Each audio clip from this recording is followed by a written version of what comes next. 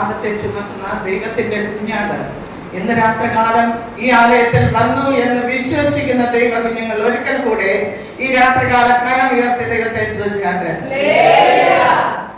ലോകത്തിന്റെ പാപത്തെ ചുമക്കുന്ന ദൈവത്തിന്റെ കുഞ്ഞാട് ഒരു പട്ടണത്തിൽ വന്നിട്ടുണ്ട് എങ്കിൽ, ഒരു ഗ്രാമത്തിൽ വന്നിട്ടുണ്ട് എങ്കിൽ, ഒരു ആലയത്തിൽ വന്നിട്ടുണ്ട് എങ്കിൽ, ആമേൻ, യേശു കർത്താവ് ചിലർ വന്ന പട്ടണത്തിൽ, ആലയത്തിൽ, കുടുംബങ്ങളിൽ ആ പാപത്തെ, മനുഷ്യന്റെ പാപത്തെ ചുമന്ന് നീക്കുന്ന രാത്രികാലം അത്രേ. ഇന്ന് രാത്രികാലം ലോകം പാപത്തെ പച്ചവെള്ളം പോലെ വലിച്ചു കുടിച്ചുകൊണ്ടിരിക്കുമ്പോൾ, ലോകത്തിൽ പാപത്തിന്റെ ആമേൻ കുത്തുകാഴ്ചകളിൽ ലോകം പെട്ടുകൊണ്ടിരിക്കുമ്പോൾ, മനുഷ്യൻ ദൈവം മാറി എന്ന് അറിഞ്ഞിട്ടോ ദൈവത്തിലേക്ക് തിരിയുവാൻ മനസ്സില്ലാതെ മനുഷ്യൻ പാപത്തിൽ നിന്ന് പാപത്തിലേക്ക് പോയിക്കൊണ്ടിരിക്കുമ്പോൾ, ഇന്ന് രാത്രികാലം ലോകത്തിന്റെ പാപത്തെ ചുമക്കുന്ന ദൈവത്തിന്റെ കുഞ്ഞാട് ഈ പട്ടണത്തിലൂടെ സഞ്ചരിച്ചുകൊണ്ടിരിക്കുകയാണ്. ആമേൻ. ജീസസ് തന്നെയുമല്ല, ഈ ആലയത്തിനകത്ത് ഇന്ന് രാത്രികാലം ചിലരുടെ പാപങ്ങളെ മോചിപ്പാൻ എന്റെ യേശു കർത്താവിന് മനസ്സുണ്ട് എന്ന് എന്റെ ദൈവത്തിന്റെ ആത്മാവ് ഈ രാത്രികാലം വിളിച്ചു പറയുകയാണ്. ആമേൻ. ജീസസ് നമ്മുടെ പാപങ്ങളെ മറച്ചു വെച്ചിട്ട് എന്റെ ദൈവത്തെ ആരാധിച്ചാൽ നമ്മൾക്ക് നിത്യത ലഭിക്കയില്ല.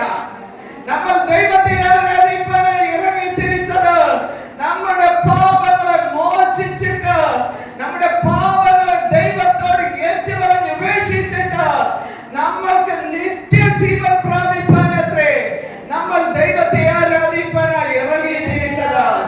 ഇന്ന് രാത്രികാലം പാപം വച്ചുകൊണ്ട് ദൈവത്തെ ആരാധിക്കുന്ന ദൈവ കുഞ്ഞുങ്ങളെ, ഇന്ന് രാത്രികാലം നിന്റെ പാപത്തെ എത്ര കടും ചുമപ്പായിരുന്നാലും ആമേൻ അതിനെ ഹിമം പോലെ വെളുപ്പിക്കുന്ന എന്റെ യേശുവിന്റെ രക്തം ഇവിടെ കടന്നു വന്നിട്ടുണ്ട്.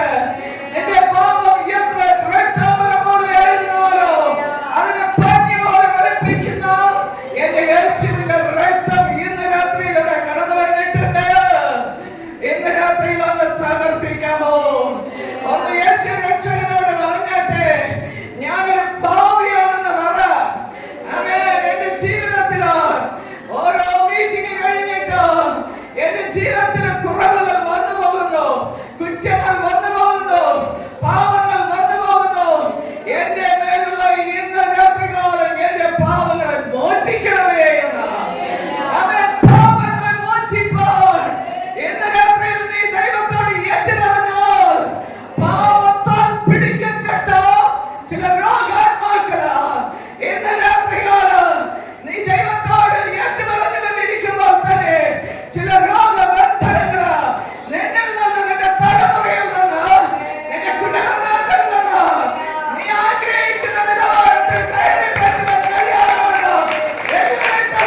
ചില പോരാട്ടങ്ങളിൽ നിന്ന് ഇന്ന് രാത്രി നീ സ്വതന്ത്രമാകാൻ പോവുകയാ. നീ സ്വതന്ത്രമാകാൻ പോവുകയാ. എന്റെ യേശു വന്നിട്ടുണ്ടെങ്കിൽ യേശുവിന്റെ പ്രവൃത്തി എന്റെ ജീവിതത്തിലോ ഇന്ന് രാത്രികാലം എന്റെ യേശു ചെയ്യാതെ കിടന്നു പോകുന്ന ദൈവമല്ല, ഞാൻ നീയെ സേവിക്കുന്ന ദൈവം.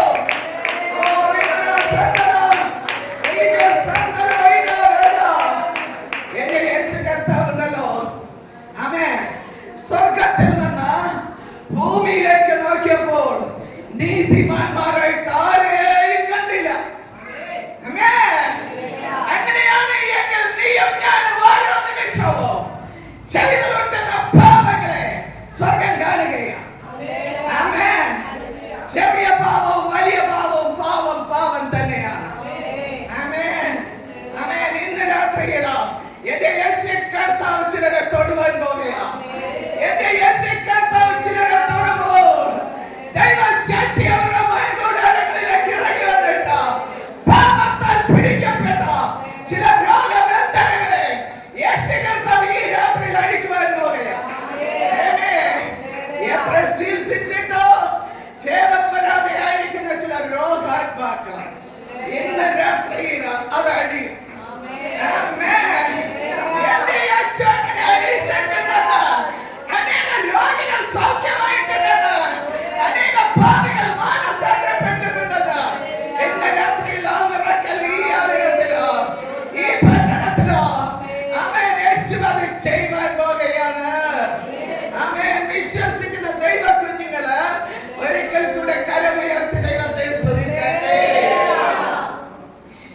ഇന്നത്തെ അല്പസമയത്തെ ചിന്തക്കായി സങ്കീർത്തന പുസ്തകം 2-ാം അധ്യായം അതിന്റെ 3-ാം വാക്യം ഒരാൾക്ക് ശബ്ദം ഉയർത്തി വായിക്കാം. നാം അവരുടെ കെട്ടുകളെ പൊട്ടിച്ച് അവരുടെ കയറുകളെ എറിഞ്ഞു കളകാം. സ്വർഗത്തിൽ വസിക്കുന്നവൻ ചിരിക്കുന്നു, കർത്താവ് അവരെ പരിഹസിക്കുന്നു. അന്ന് അവൻ കോപത്തോടെ അവരോട് അരുളി ചെയ്യും, ക്രോധത്തോടെ അവരെ പ്രവർത്തിക്കും. നാം അവരുടെ കെട്ടുകളെ പൊട്ടിച്ച് കയറുകളെ എറിഞ്ഞു കളകാം. ആമേൻ. ഇന്ന് രാത്രികാലം വചനത്തിലേക്ക് കടക്കുന്നതിന് മുമ്പായി എന്നെ ഇവിടേക്ക് ക്ഷണിക്കപ്പെട്ടതായ അഭിഷക്ത ദൈവദാസനും കുടുംബത്തിനും ദൈവസഭയ്ക്കും ഞാൻ വീണ്ടും വരുന്ന യേശു ക്രിസ്തുവിന്റെ നാമത്തിൽ എന്റെ സ്നേഹവന്ദനങ്ങളെ അറിയിച്ചു കൊള്ളട്ടെ. പ്രത്യേകിച്ച് ഈ ആലയത്തിൽ അപ്പോഴപ്പോഴും അടിക്കടി ആരാധനകളും ആമേൻ സുവിശേഷങ്ങളും ഈ ദേശത്തിലും ഈ ആലയത്തിലും എപ്പോഴും മുഴങ്ങിക്കൊണ്ടിരിക്കുന്നതായ ഒരു ആലയമാണ്.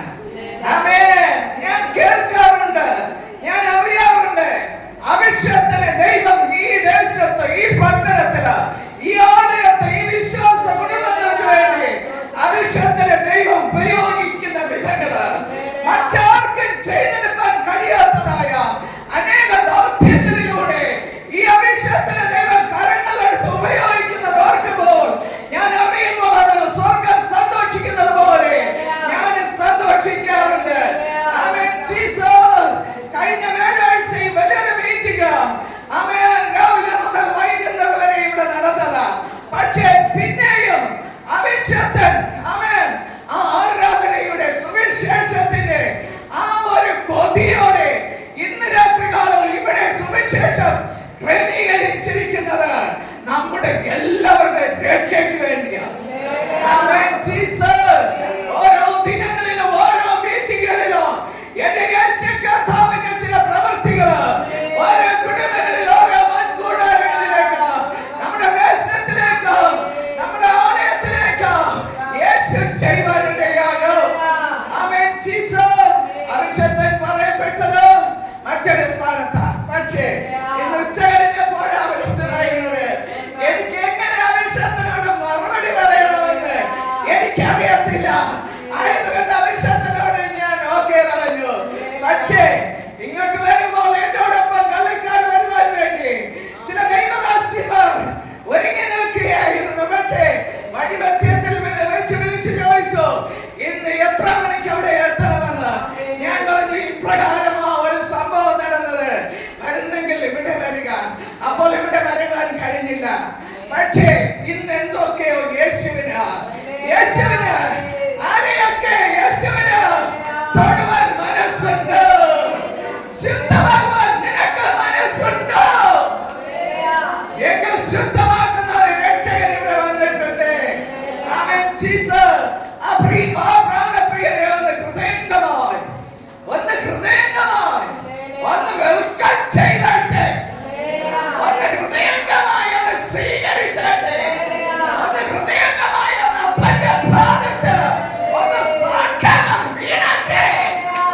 വീഴുന്നവൻ വിടുതലോടെ പുറത്തു വരും. ആമേൻ. ജീസസ് വായിച്ചു കേൾപ്പിച്ചതായ തിരുവചനത്തിലേക്ക് ഒരിക്കൽ കൂടെ കടന്നു വന്നാട്ടെ. നാം അവരുടെ കെട്ടുകളെ പൊട്ടിച്ച് അവരുടെ കയറുകളെ എറിഞ്ഞു കളകാം. പ്രിയ മകനിലൂടെ വായിച്ച് കേൾപ്പിച്ചതായ തിരുവെഴുത്ത് നാം അവരുടെ കെട്ടുകളെ പൊട്ടിച്ച് കയറുകളെ എറിഞ്ഞു കളകാം. എത്ര തന്നെ ആരാധിച്ചിട്ടും എത്ര തന്നെ ഉപവസിച്ചിട്ടും എത്ര തന്നെ പ്രാർത്ഥിച്ചിട്ടും വിട്ടുപോകുന്ന ശക്തി വീണ്ടും കടന്നു വരുന്നു എങ്കിലും ഇന്ന് രാത്രികാലം കയറുകളെ എറിഞ്ഞു കളകാം. പഴയ സ്വഭാവത്തെ എറിഞ്ഞു കളകാം. പഴയ പാരമ്പര്യ കെട്ടിനെ ഇന്ന് രാത്രിയിൽ ചില കുടുംബങ്ങളിൽ നിന്നോ ചില പാരമ്പര്യം പറഞ്ഞു നൽകുന്ന പാരമ്പര്യ കെട്ടിനെ യേശു പൊട്ടിക്കും. യേശു പൊട്ടിക്കും. പാരമ്പര്യ രോഗാത്മാക്കളെ യേശു പൊട്ടിക്കും. പാരമ്പര്യം പറഞ്ഞു നൽകുന്ന രോഗവേദനത്തെ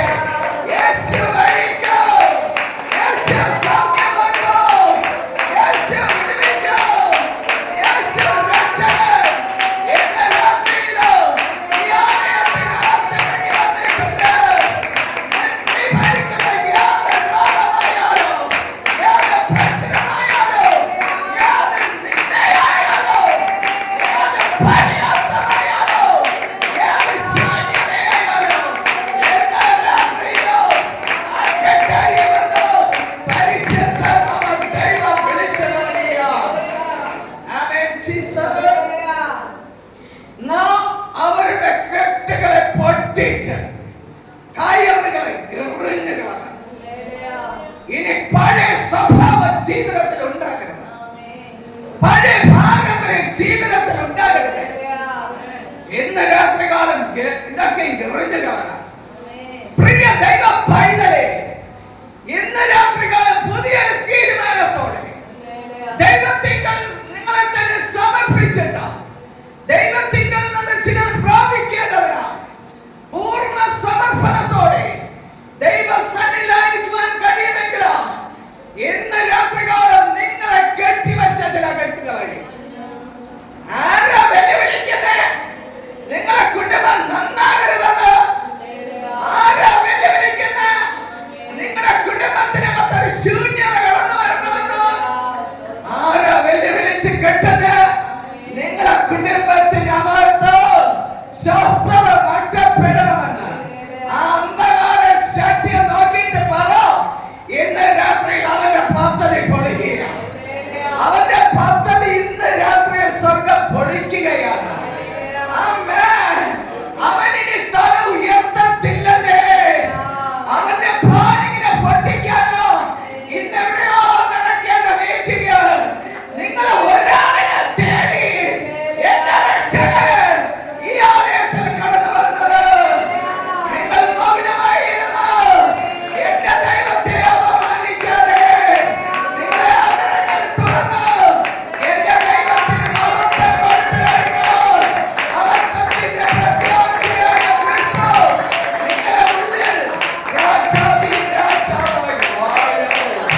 മഹത്വത്തിന്റെ പ്രത്യാശയായ ക്രിസ്തു രാജാതി രാജാവായി വാഴുവാൻ പോകുകയാണ്. ഒരു ദൈവ പൈതന്റെ വളർച്ചയെ കെട്ടി, ഉയർച്ചയെ കെട്ടി, നന്മയെ കെട്ടി, വാഗ്ദാനങ്ങളെ കെട്ടി ചില ദേശാന്തര പോര്, ചില മാനുഷ്യ വെല്ലുവിളി ഇന്ന് രാത്രികാലം ആ കെട്ടിനെ സ്വർഗം അഴിക്കുന്നു. നീ ക്രിസ്തുവിൽ സന്തോഷിക്കരുതെന്ന് ആരാ കെട്ടിയത്? നിന്റെ തലമുറയുടെ നന്മ നീ അനുഭവിക്കരുതെന്ന് ആരാ കെട്ടിയത്? ഒരു ദൈവ പൈതന്റെ ജീവിതത്തില് ദുഷ്ട പൈശാചിക മണ്ഡലങ്ങൾ കെട്ടുമ്പോഴുണ്ടല്ലോ സ്വർഗത്തിൽ ഇരിക്കുന്നവൻ ചിരിക്കുകയാണ്. അങ്ങനെയല്ലേ മോളെ വായിക്കുന്നത്? സ്വർഗത്തിൽ ഇരിക്കുന്നവൻ ചിരിക്കുക. ആ വചനം ഒന്ന് വായിച്ച് കേൾപ്പിച്ചേ. സ്വർഗത്തിൽ വസിക്കുന്നവൻ ചിരിക്കുന്നു, കർത്താവ് അവരെ പരിഹസിക്കുന്നു. കർത്താവ് അവരെ പരിഹസിക്കുന്നു. ഒരു ദൈവ കുഞ്ഞിന്റെ കുടുംബത്തിനകത്ത് അവൻ വിളയാടുമ്പോഴുണ്ടല്ലോ സ്വർഗത്തിലിരിക്കുന്ന എന്റെ പ്രാണപ്രിയൻ അവനെ നോക്കി ചിരിക്കുന്നു, അവനെ നോക്കി പരിഹസിക്കുന്നു. അവന്റെ പ്ലാൻ ഇന്ന് പൊളിയും. ഇനി ഒരു ദൈവ പൈതലിനെ കെട്ടുവാൻ അവൻ ഉണ്ടാകത്തില്ലെന്ന്. ഫറവോന്റെ സൈന്യം ഇനി ഉണ്ടാകത്തില്ലെന്ന്. ഫറവോന്റെ വ്യാപാരികളെ സ്വർഗ്ഗം വെട്ടിക്കൊണ്ടിരിക്കുകയോ. ഇസ്രായേൽ ജനത്തിന്റെ പിന്നാലെ പിന്തുടരുന്നത്. ഇസ്രായേൽ ജനത്തെ പിന്തുടരുന്നത്. എന്ന രാത്രിയിലോ ഫറവോനെ നീ ജയിക്കത്തില്ലല്ലോ. ഫറവോനെ നീ ജയിക്കത്തില്ലല്ലോ.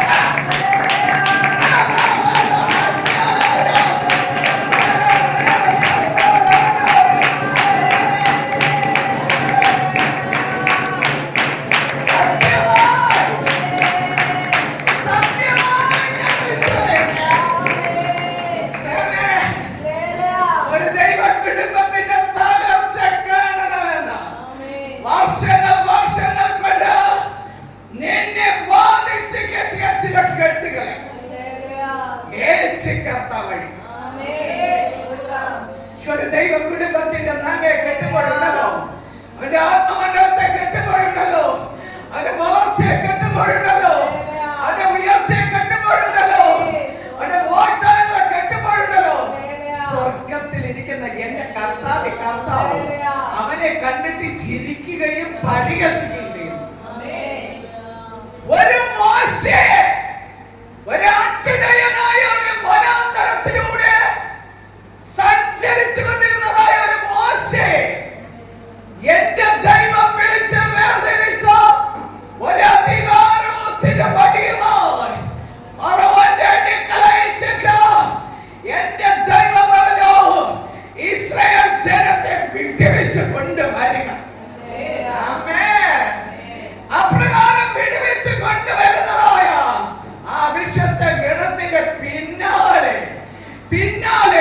ഈ ഫറവോനെ പിന്തുടരുകയാണ്. അവൻ ഇന്ന് രാത്രിയിൽ അവൻ വെള്ളത്തിൽ മുങ്ങി താറുമാറാകും. അങ്ങനെയുള്ള ചില അന്ധകാര ശക്തികൾ ദൈവജനത്തിന്റെ പിന്നാലെ പിന്തുടരുന്ന, നിരാശപ്പെടുത്തുന്ന, കണ്ണുനീരിലാക്കുന്ന, വേദനയിലാക്കുന്ന, സങ്കടപ്പെടുത്തുന്ന ആ പൈശാചിക തലത്തെ എന്റെ ദൈവം ഇന്ന് രാത്രിയിലോ ആ ചെങ്കടലിൽ മുക്കി അതിനെ താറുമാറാക്കും. അവൻ ഇനി ജയിക്കത്തില്ലെന്ന് അവൻ ഒരിക്കലും ഒരിടത്തും അവൻ ജയിച്ചവനല്ലേ. അവനിനി ജയിക്കത്തില്ല, അവനിനി ജയിക്കത്തില്ല. ജയവീരനായ ക്രിസ്തു ഞങ്ങളുടെ കൂടെയുള്ളപ്പോൾ, ഇസ്രായേൽ ജനത്തിന്റെ കൂടെയുള്ളപ്പോൾ അവനിനി ജയിക്കത്തില്ല. ആമേൻ ജീസസ്. തന്നെയുമല്ല, ഇയ്യോബിന്റെ പുസ്തകത്തില് 14-ാം അധ്യായം അതിന്റെ 7-ാം വാക്യം ഒരാൾക്ക് ശബ്ദം ഉയർത്തി വായിക്കാം. ഒരു വൃക്ഷമായിരുന്നാൽ പ്രത്യാശയുണ്ട്, അതിനെ വെട്ടിയാൽ പിന്നെയും പൊട്ടിക്കിളർക്കും, അത് ഇളം കൊമ്പുകൾ വിടരാതിരിക്കുകയില്ല. ഒരു വൃക്ഷമായിരുന്നാൽ പ്രത്യാശയുണ്ട്. പ്രിയ ദൈവ പൈതലേ, നീ ദൈവത്തിൽ ആശ്രയിച്ച് മുൻപോട്ട് ജീവിതം നയിച്ച് കഴിഞ്ഞാൽ, നീ ഒരു വൃക്ഷമായി നിന്നാൽ, കർത്താവിന് വേണ്ടി നീ ശക്തമായി നിന്ന് കഴിഞ്ഞാൽ, നിനക്ക് പ്രത്യാശ. ആരില്ല പ്രത്യാശ? ഈ ലോകത്തിലെ പ്രധാനമന്ത്രിയിലല്ല നീ പ്രത്യാശ വയ്ക്കേണ്ടത്. ക്രിസ്തുവിൽ നീ പ്രത്യാശ വച്ചോ. ആമേൻ. നീ പ്രതീക്ഷിച്ചതിനേക്കാൾ അപ്പുറമായി ദൈവം നിനക്ക് വേണ്ടി വൻ കാര്യങ്ങൾ ചെയ്യാൻ പോകുകയാണ്. ആമേൻ ജീസസ്. ഒരു വൃക്ഷമായാൽ അതിന് പ്രത്യാശയുണ്ട്. അതിനെ വെട്ടിയാലും പ്രിയ ദൈവ പൈതലേ, നിന്റെ ജീവിതത്തില് ആ വൃക്ഷത്തെ വെട്ടിയാൽ, ആമേൻ, ആ ജീവിതത്തിൽ പ്രശ്നങ്ങൾ കടന്നു വന്നാലും, തളർച്ചകൾ കടന്നു വന്നാലും, നിന്ദകൾ കടന്നു വന്നാലും, പരിഹാസങ്ങൾ കടന്നു വന്നാലും, പട്ടിണികൾ കടന്നു വന്നാലും, ശൂന്യതകൾ കടന്നു വന്നാലും, ആമേൻ, അത് പിന്നെ പൊട്ടിക്കിളർക്കും. അന്ധകാര ശക്തിയോട് പറ, നിനക്ക് വെട്ടുവാനുണ്ടെങ്കിൽ വെട്ടിക്കോ. നിനക്ക് വെട്ടുവാനുണ്ടെങ്കിൽ നീ വെട്ടിക്കോ. ഞാൻ പൊട്ടിക്കിളർക്കോ, ഞാൻ പൊട്ടിക്കിളർക്കോ. എനിക്ക് വേണ്ടി യേശു പ്രവർത്തിക്കോ.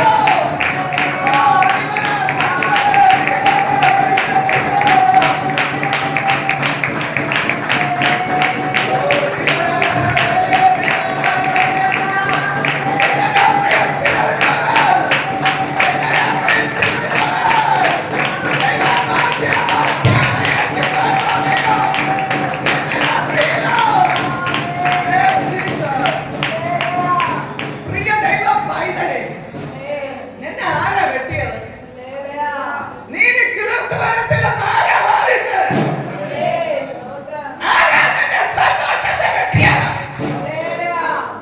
അന്ധകാര ശക്തികളോട് പറ, ഇന്ന് രാത്രി നിനക്ക് വഴി മാറാം. നീ നാം എടുത്ത് പറ.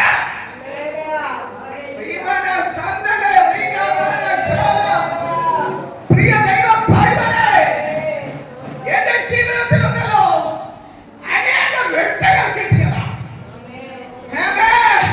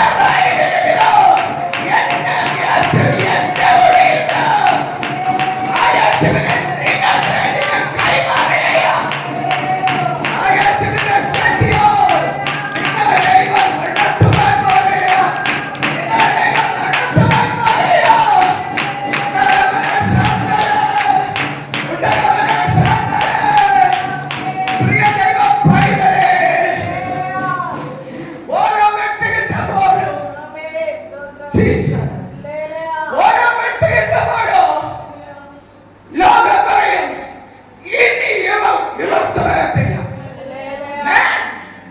ഇനി ഇവർ ഈ ഭൂമിയിൽ ജീവനായിട്ടിരിക്കത്തില്ല, ഇനി ഇവർ ഈ സത്യവേദവസ്തുതം കരങ്ങളിൽ എടുക്കത്തില്ല എന്ന്. പക്ഷേ ഈ വെട്ടുന്നവർ കാണുക അടുത്തൊന്ന് ഒരു പച്ച ഇല വരുന്നത് എവിടെയെന്നാ? ഒരു കിളർപ്പ് വരും, അതിലൊരു പച്ചപ്പ് വരും. ആ പച്ച ഇല എവിടെന്നാ വരുന്നത്? പുതിയൊരു മേഖലയിലേക്ക്, പുതിയൊരു പദ്ധതിയിലേക്ക്, പുതിയ സ്ഥലങ്ങളിലേക്ക്, പുതിയ വിശുദ്ധന്മാരിലേക്ക് എന്റെ ദൈവം എന്നെ കൈമാറുകയാണ്.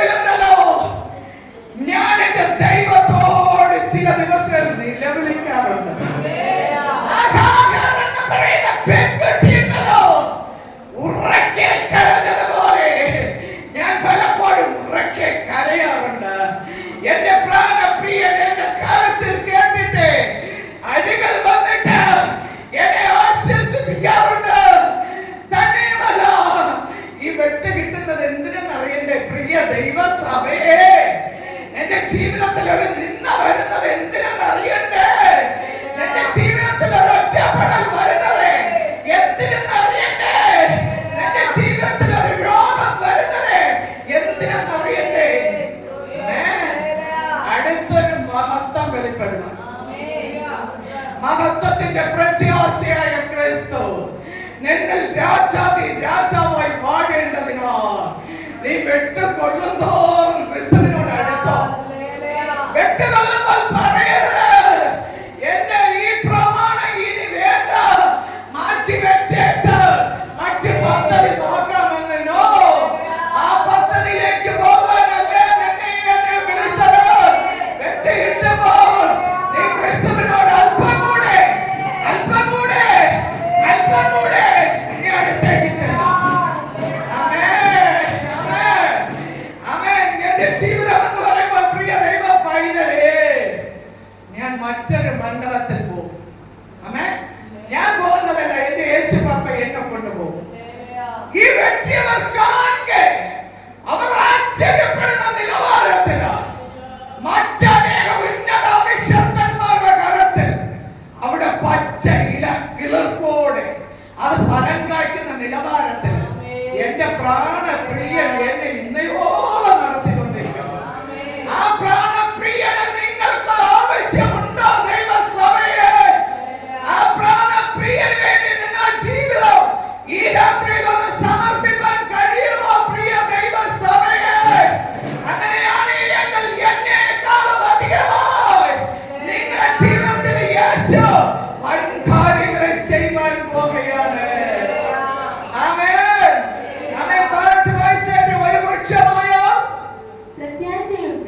പ്രത്യാശയുണ്ട്. പ്രിയ ദൈവ പൈതലേ, പ്രശ്നം വരുമ്പോ, സാമ്പത്തിക ക്ലേശം വരുമ്പോ, നിന്ന വരുമ്പോ നീ പ്രത്യാശ, ക്രിസ്തുവിൽ നിന്നുള്ള പ്രത്യാശ നഷ്ടപ്പെടുത്തരുത്. ആമേൻ. ഞാൻ പലപ്പോഴും യേശുവിന്റെ ചോദിക്കാറുണ്ട്, എന്താ കർത്താവേ എന്നെ മാത്രം ഈ നിലവാരത്തില, എന്താ കർത്താവേ എന്നെ മാത്രം ഈ നിലവാരത്തില? പ്രിയ ദൈവസഭയെ, നിന്നെ കുറിച്ച് ദൈവത്തിന് ഒരു പ്ലാനിംഗ് ഉണ്ടെങ്കിൽ, നിന്നെ കുറിച്ച് ദൈവത്തിന് ഒരു പദ്ധതി ഉണ്ടെങ്കിൽ, നിന്നെ ഇങ്ങനെയുള്ള നിലവാരത്തിലൊക്കെ ദൈവം കൊണ്ടുപോകുന്നതാണ്. എന്റെ ദൈവം അറിയാതെ അല്ലേ ഈ പ്ലാനിങ്ങിലേക്ക് നീ പോയിക്കൊണ്ടിരിക്കുന്നത്. ആമേൻ ജീസസ്. എന്റെ അമ്മയുടെ കുടുംബത്തിൽ ഉന്നത വിദ്യാഭ്യാസമുള്ളവരുണ്ടായിരുന്നപ്പോൾ, എന്റെ അച്ഛന്റെ കുടുംബത്തിൽ ഉന്നത വിദ്യാഭ്യാസമുള്ളവരുണ്ടായിരുന്നപ്പോൾ, എന്റെ സഹോദരങ്ങളിൽ ശക്തമായി കഴിവുള്ളവർ ഉണ്ടായിരുന്നപ്പോൾ, എന്റെ അച്ഛന്റെ കുടുംബത്തിലോ അമ്മയുടെ കുടുംബത്തിലോ എന്റെ സഹോദരങ്ങളിൽ വെച്ചിട്ടോ ആർക്കും ലഭിക്കാത്തതായ ഒരു മഹാഭാഗ്യം എന്റെ പ്രാണപ്രിയൻ എനിക്ക് തരുവാനിടയായി. അതിനായി വെട്ട് വേണ്ട എന്ന് പറഞ്ഞ് ഒളിച്ചിരുന്നാൽ, മോങ്ങി ഒരു മൂലയ്ക്കകത്തിരുന്നാൽ ക്രിസ്തുവിൽ നിന്നൊന്നും പ്രാപിപ്പാൻ കഴിയത്തില്ല. ക്രിസ്തുവിന് വേണ്ടി ഒന്നും ചെയ്യാനും കഴിയത്തില്ല. ആമേൻ ജീസസ്. ഞാൻ പലപ്പോഴും യേശു കർത്താവിനോട് ചോദിക്കാറുണ്ട്, ഞാൻ ഈ ഭൂമിയിൽ ഏറ്റവും ചെറിയവളല്ലേ? എന്നേക്കാൾ ശക്തരായവർ, എന്നേക്കാൾ യോഗ്യതയുള്ളവർ, എന്നേക്കാൾ കഴിവുള്ളവർ എന്റെ കുടുംബത്തിലുള്ളപ്പോൾ എന്നെ എന്തിനാ എന്നെ തിരഞ്ഞെടുത്തത്? ആമേൻ ജീസസ്. ഉന്നത വിശുദ്ധന്മാരോടൊപ്പം ഉന്നത വേദികളിലോ വലിയ വിശുദ്ധ ഗണത്തിന്റെ നടുവിലോ ഉന്നത വേദികളിൽ ഇരിക്കുമ്പോൾ ഞാൻ അറിയാതെ കരഞ്ഞു പോകാറുണ്ട്. പ്രിയ ദൈവസഭയെ, നിന്റെ മറ്റൊരു മണ്ഡലത്തിലേക്ക് എന്റെ പ്രാണപ്രിയൻ കരത്തിന് പിടിച്ചുയർത്താനോ നീ ഇന്ന് അനുഭവിക്കുന്ന ശോധന, നീ ഇന്ന് അനുഭവിക്കുന്ന കട്ടറ, നീ ഇന്ന് അനുഭവിക്കുന്ന പ്രശ്നം, ഇന്നത്തെ കട്ടറ തീരുവാൻ സമയമായി, ഇന്നത്തെ സങ്കടം തീരുവാൻ സമയമായി, ഇന്നത്തെ നിന്ന തീരുവാൻ സമയമായി. ആമേൻ ജീസസ്. ആമേൻ ജീസസ്.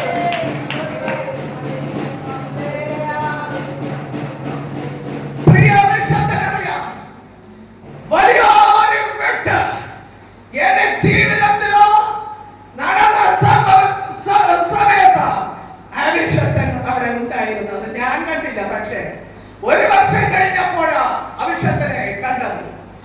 പക്ഷേ ഞാൻ കഴിഞ്ഞ ദിവസം വന്നപ്പോൾ യേശു കൊണ്ടുവന്ന വഴികളെ കുറിച്ച് പറഞ്ഞു.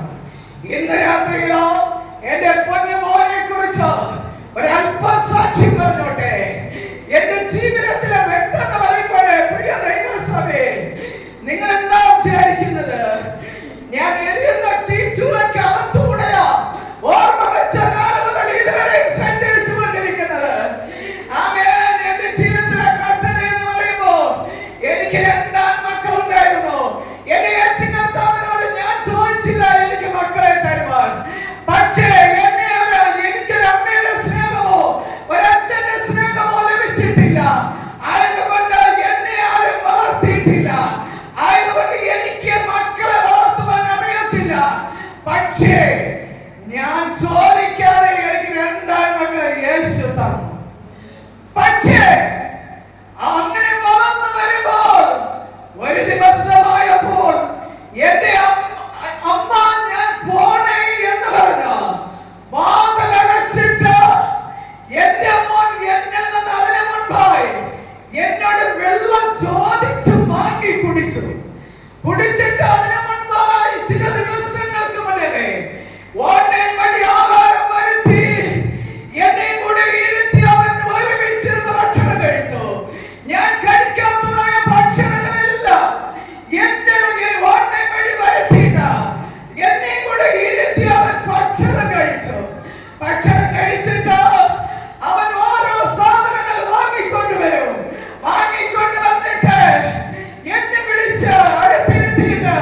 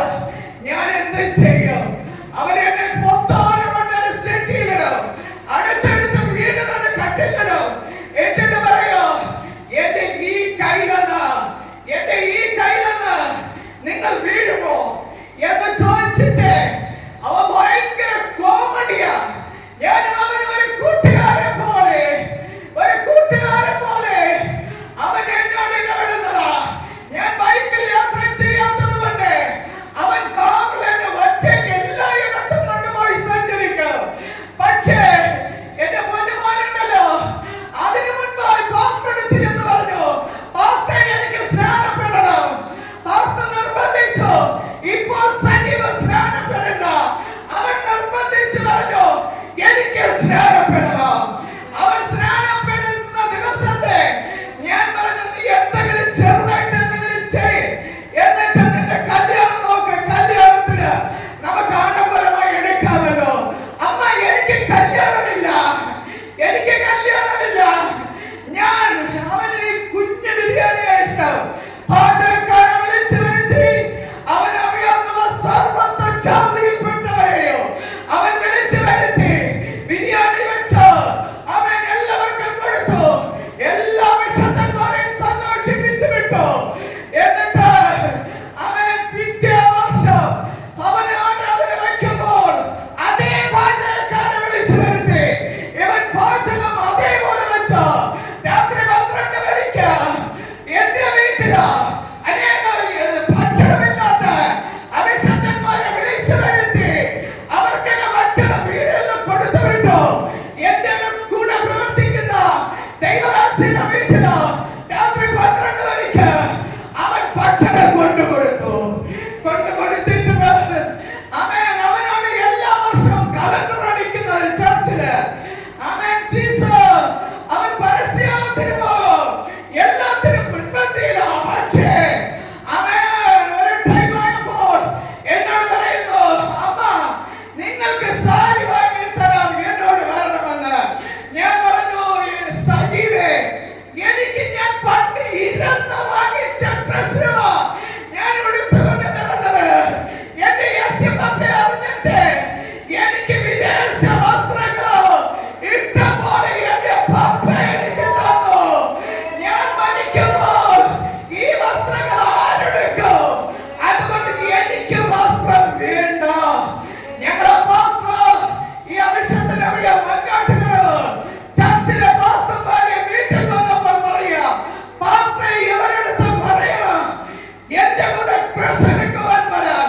ഞാൻ പറഞ്ഞു, പാസ്റ്റർ എനിക്ക് ഇഷ്ടംപോലെ ഉണ്ട്, എനിക്ക് പാഴാക്കി കളയുന്നത് ഇഷ്ടമില്ല. പക്ഷേ പാസ്റ്റർമാരെയും പറഞ്ഞു, ആന്റി അവന്റെ ആഗ്രഹമല്ലേ, നിങ്ങളത് പോ, നിങ്ങൾക്ക് വേണ്ട എങ്കിലും വാങ്ങില്ല. ഇവൻ എന്നെ ഒരു കല്യാണത്തിന് വിളിച്ചു കൊണ്ടുപോയിട്ട് കാറിൽ വിളിച്ചു കൊണ്ടുപോയിട്ട് അവിടെ ഭക്ഷണങ്ങൾ കഴിച്ചിട്ട് എന്നോട് പറയുന്നു, തിരുവനന്തപുരത്തിനകത്തുള്ള ഏറ്റവും വലിയ കടയില് എന്നെ സാരി വാങ്ങാൻ കൊണ്ടുപോയി. എന്റെ മൂത്ത മോനോട് ഞാൻ പറഞ്ഞു, എന്നെ ഡ്രസ് എടുക്കുവാൻ കൊണ്ടുപോകുന്നു. അപ്പോൾ അവൻ പറഞ്ഞു, അമ്മ വെക്കോ. കൊണ്ട് ചെന്നിട്ട് ഞാൻ ഒരു സാരി എടുത്തു.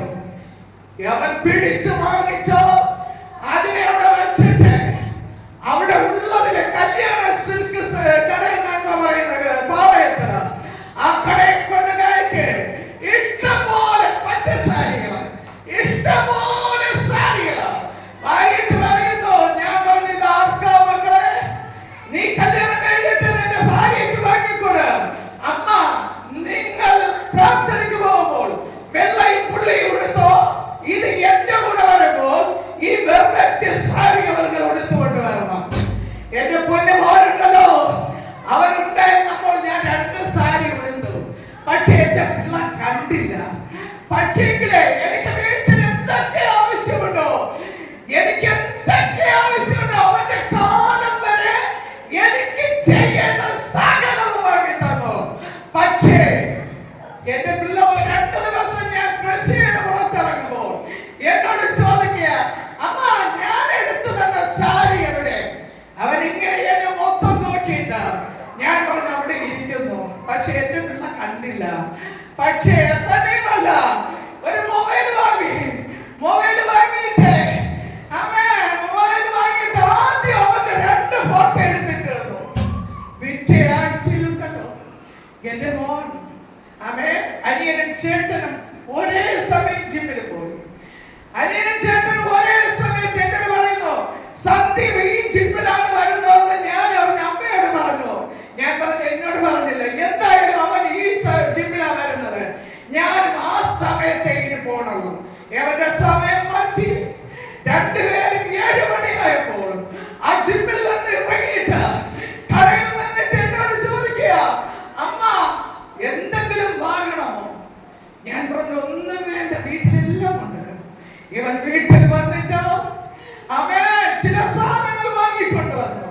മേശപ്പുറത്ത് വെച്ചു.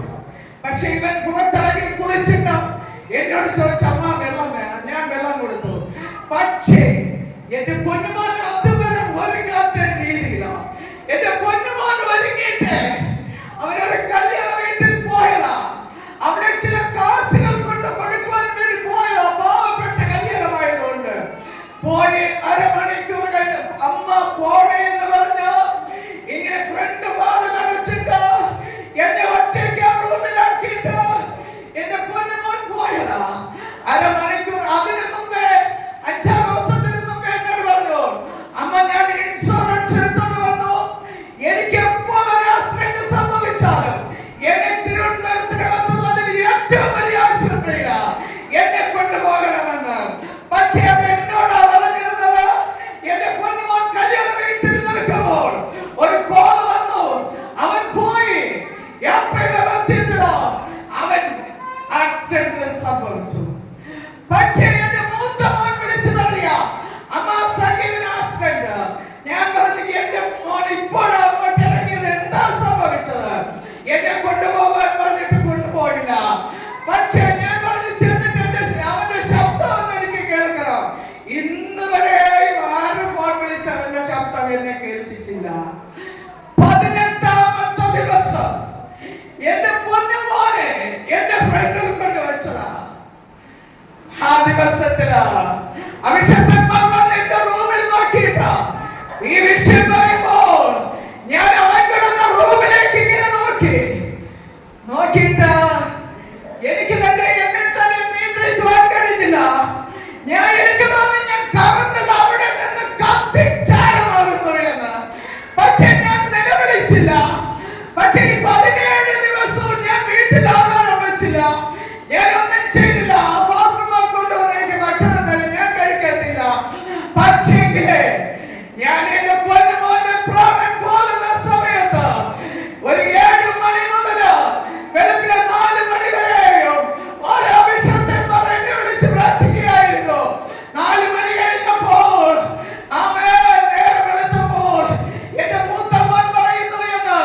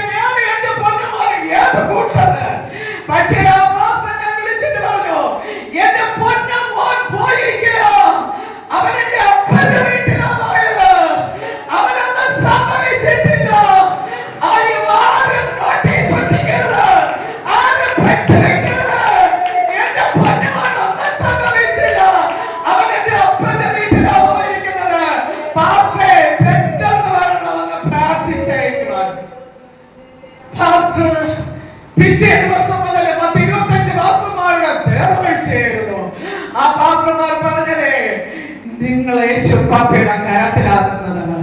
ഈ ആവശ്യത്തിന് ഒരു മനുഷ്യൻ നിലവിളിച്ചില്ല. ഞാൻ പറഞ്ഞു നിങ്ങൾ എല്ലാവരും കണ്ടോ? എന്റെ പൊന്നുമോനെ കണ്ടിട്ടോ? ഞാൻ ഈ റൂമിലേ ഇരിക്കത്തുള്ളൂ. അവസാനമായി എന്റെ പൊന്നുമോനെ കാണാൻ ഞാൻ വരും.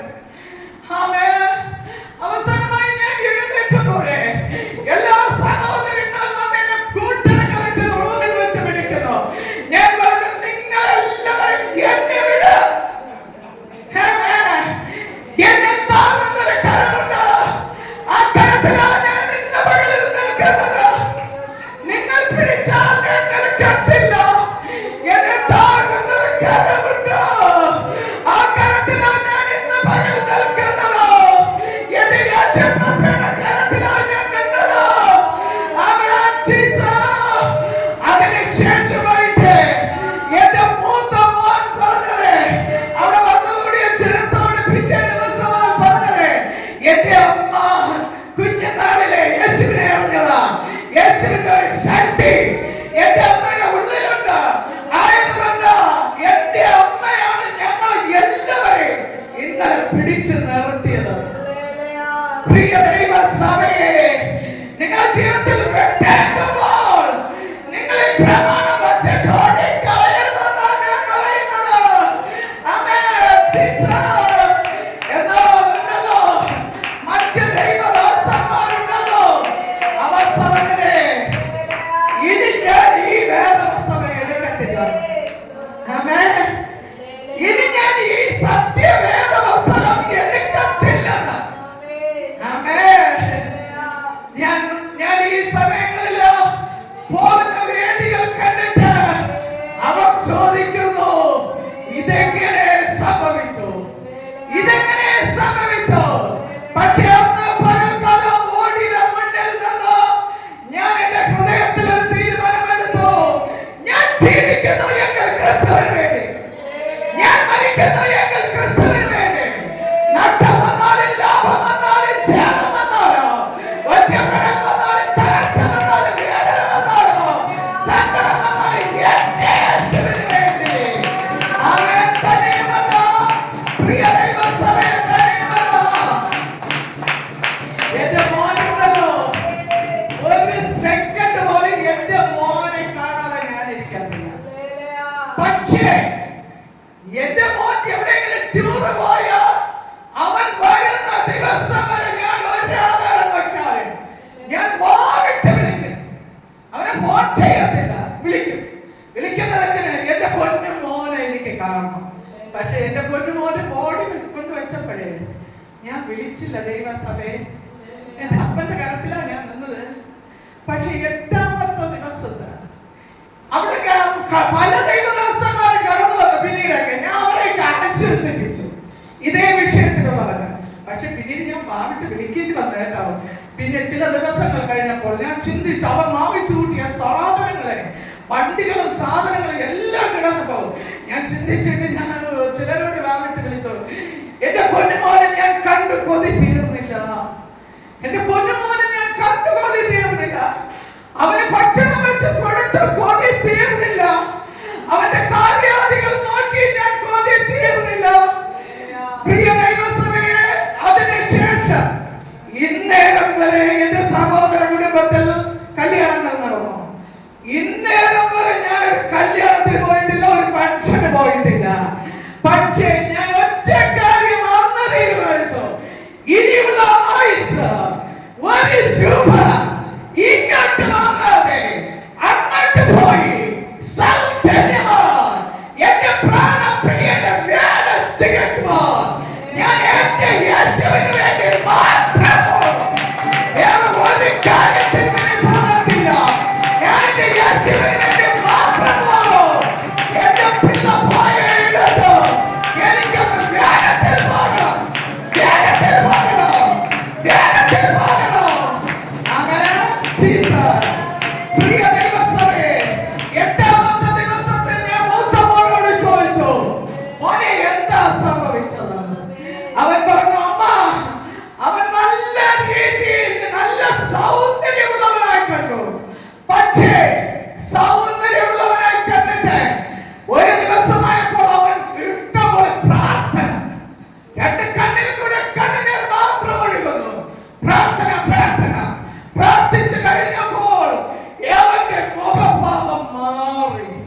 പിറ്റേ ദിവസം കർത്താവിന്റെ രാജ്യത്തിൽ പോയത്. അന്ന് ഞാൻ സ്വർഗം പോയി കണ്ടിട്ടില്ല. ഈ ദൈവവചനത്തിൽ പറയുന്ന ഒരു സ്വർഗമുണ്ടെങ്കിൽ അവിടെയാണ് സജീവ് പോയത്. ഈ 8ാമത്തെ ദിവസമുണ്ടല്ലോ, ഈ ഒരു വാക്യം പറഞ്ഞല്ലോ, ഞാൻ ചാടി എഴുന്നേറ്റു. ഈ ബൈബിളുമായി കർത്താവിന്റെ വേലയ്ക്ക് ഇറങ്ങിയതാണ്. എന്റെ പ്രാണപ്രിയൻ ഇന്നയോ നടത്തി, ഇന്നയോ നടത്തി, ഇന്നയോ നടത്തി, ഇന്നയോ നടത്തി. എന്റെ ജീവിതത്തിൽ വെട്ടിക്കൊള്ളുമ്പോൾ യേശുവിനോട് അടുപ്പിച്ചല്ലോ, യേശുവിനോട് അടുപ്പിച്ചല്ലോ. തന്നെയുമല്ല, എന്റെ പൊന്നുമോൻ പറഞ്ഞില്ലേ, അവരെ തിരുവനന്തപുരത്തിനകത്തുള്ള ഏറ്റവും വലിയ ആശുപത്രി കൊണ്ടുപോകണമെന്ന്. അവന് ബോധമുണ്ടായിരുന്നു. അവൻ പറഞ്ഞെന്ന് എന്റെ കിഡ്സ് കൊണ്ടുപോകണം. എന്റെ പൊന്നുമോന്റെ ആഗ്രഹം ഉണ്ടായിരുന്നു. പക്ഷേ പ്രിയ ദൈവസഭയെ, വെട്ടുകൊണ്ടെന്ന് പറഞ്ഞാലേ ഓർമ്മ വെച്ച നാളെ മുതല്. പക്ഷേ എന്റെ വീട്ടിലെ 4 മരണം കഴിഞ്ഞു.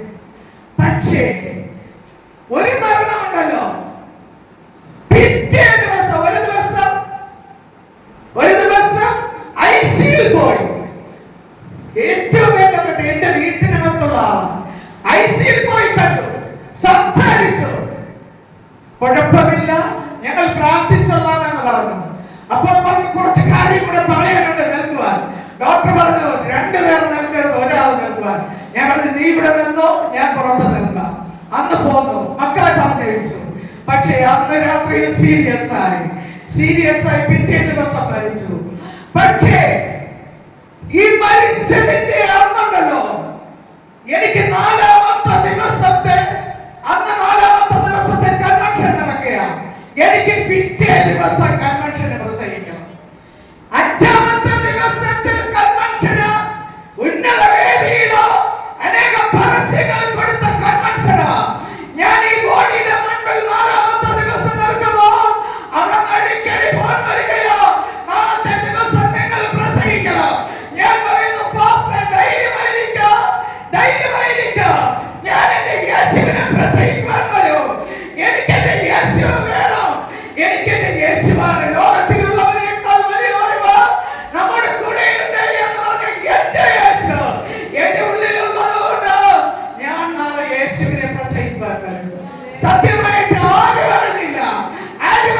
അന്ന് രാത്രിയിൽ ഞാൻ വീട്ടിൽ വന്നു. എന്റെ സഹോദരൻ എന്നെ വീട്ടിൽ കൊണ്ടുവന്നു. പിറ്റേ ദിവസമായപ്പോൾ ഞാൻ ഒരു കുടുംബത്തെയും കൂട്ടി പുറത്തൊരാട്ട വിളിച്ച വെള്ളക്കസകളെല്ലാം കവറിനകത്ത് വാരിക്കയറ്റി കൊണ്ടുപോയി. അവിടെ ചെന്ന് നോക്കിയപ്പോൾ വെള്ളസാരി വാരിക്കയറ്റിയ കവറുണ്ടല്ലോ, വിലക്കെടുത്താൽ മറ്റുള്ളവരെ അറിയും.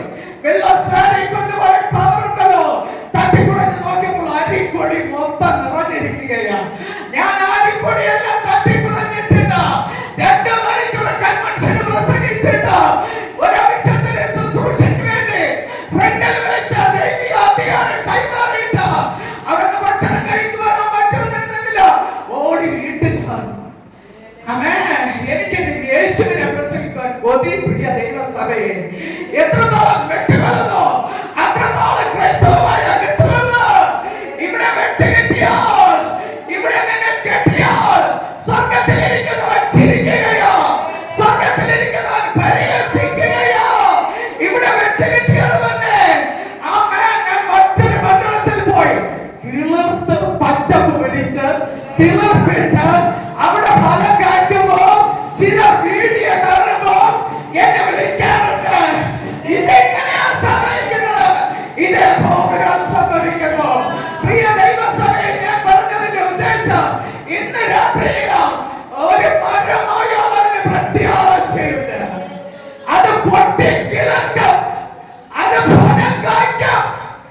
ഇന്ന് രാത്രിയിലോ സങ്കടത്തോടെ, വേദനയോടെ, നിരാശയോടെ, ഭാരത്തോടെ ആരെങ്കിലും ആയിരിക്കുന്നു എങ്കിലോ ഇന്ന് രാത്രിയിൽ എന്നെ രക്ഷിച്ച യേശു, എന്നെ വിടുവിച്ച യേശു, ഇന്നും എന്റെ യേശു എന്നെ പ്രത്യാശയോടെ നിർത്തിയിരിക്കുന്ന എന്റെ യേശു എന്റെ ഹൃദയത്തിനകത്ത് രാജാവായി ഈ രാത്രിയിൽ ഇറങ്ങി വരുവാൻ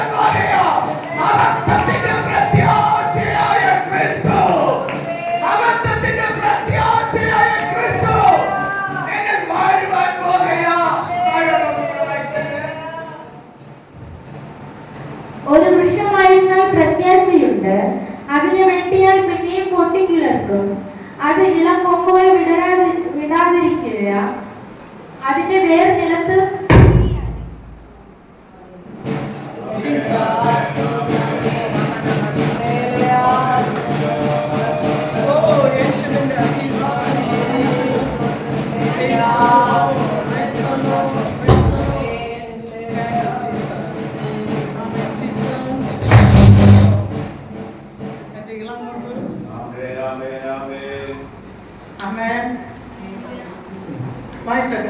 അതിന്റെ വേർ നിലത്ത് പഴകിയാലും അതിന്റെ കുറ്റി മണ്ണിൽ കെട്ടുപോയാലും വെള്ളത്തിന്റെ ഗന്ധം കൊണ്ട് അത് കിളിർക്കും. ഒരു തൈലം പോലെ തളർത്തിടും. പുരുഷനോ മരിച്ചാൽ ദ്രവിച്ചു പോകുന്നു.